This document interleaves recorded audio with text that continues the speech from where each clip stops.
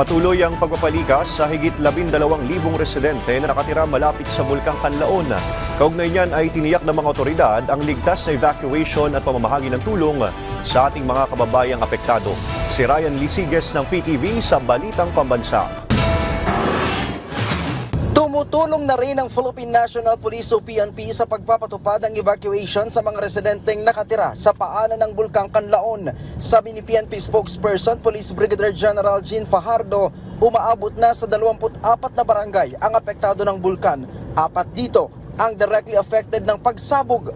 Halos 4,000 pamilya ang inilikas o mahigit 12,000 individual. Doon po sa mga affected areas, pagka evacuate na po sila, sir, may iiwan po tayo ng mga pulis po doon to make sure na hindi sila babalik doon sa mga critical areas po para maiwasan po yung anumang insidente na babalik po sila at biglang pumutok po ulit. This time mas malakas, mas mahihirapan po tayo. Nasa 400 na pulis ang nakadeploy at may naka-standby na rin mula sa ibang units na maring ipadala kung kinakailangan. Ang DILG agad ipinag-utos sa mga local government unit o LGU ang pagpapalikas sa mga residente na nakatira sa 4 hanggang 6 km permanent danger zone.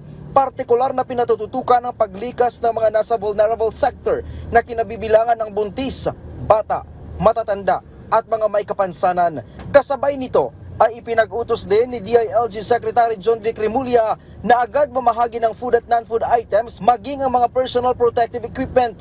Dapat din daw ay may naka-standby na critical teams tulad ng search and rescue, evacuation at medical services para agarang deployment sa mga high-risk areas. Binibigyan na ng DILG ng kapangyarihan ang mga local chief executives na magdeklara ng state of calamity, suspension of classes, trabaho at iba pa kung kakailanganin. Samantala, tiniyak ni DSWD Secretary Rex Gatchalian na tuloy-tuloy ang pagbibigay ng tulong ng kanilang kagawaran sa lahat ng mga naapektuhan ng pagputok ng Bulkang Kanlaon.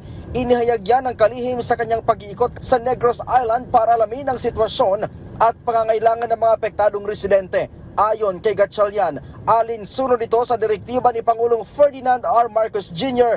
na tiyaking mabibigyan ng pagkain, malinis na tubig at iba pang pangangailangan ang mga inilikas na pamilya. Patuloy din ang pakikipagtulungan ng DSWD sa local government units para matiyak ang maayos na kalagayan ng ating mga kababayan sa evacuation centers.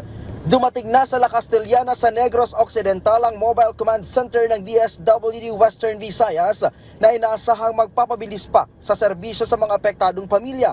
Ang Mobile Command Center ng DSWD Central Visayas ang ipinadala naman sa Canlaon City.